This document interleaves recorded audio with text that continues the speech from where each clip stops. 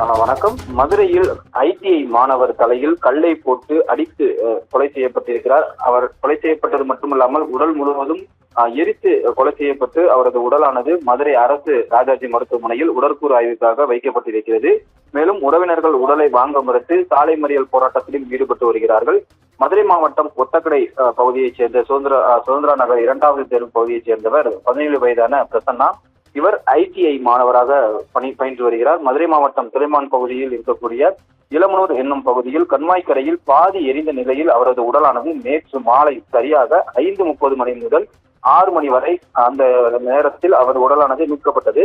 மேலும் மதுரையில் ஐடிஐ மாணவர் கொலை செய்யப்பட்ட நிலையில் அவருடைய இறந்து கிடந்த இடத்தில் இரத்தக்கரையுடன் கல் ஒன்றும் இருந்து நிலது. மேலும் உடல் முழுவதும் எரிக்கப்பட்ட நிலையில் அவர் உடலானது மீட்கப்பட்ட சம்பவம் என்பது மதுரையில் பரபரப்பை ஏற்படுத்தி வந்த நிலையில் அவர் யார் என்பது குறித்து நேற்றைய தினம் திலைமான் போலீசார் உடலை கைப்பற்றி தொடர்ச்சியாக விசாரணை மேற்கொண்டனர்.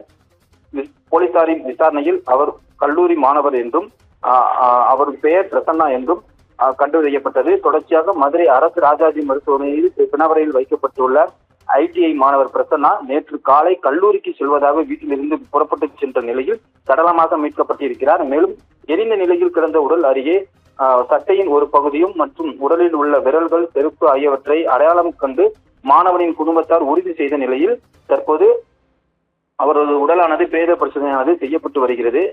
ஐடிஐ மாணவர் கொலை வழக்கில் குற்றவாளிகளை கைது செய்ய வலியுறுத்தி மாணவருடைய குடும்பத்தினர் பிரசன்னாவினுடைய குடும்பத்தினர் அரசு மருத்துவமனை முன்பாக உடலை வாங்க மறுத்து சாலை மறியல் போராட்டத்தில் ஈடுபட்டு வருகின்றனர்.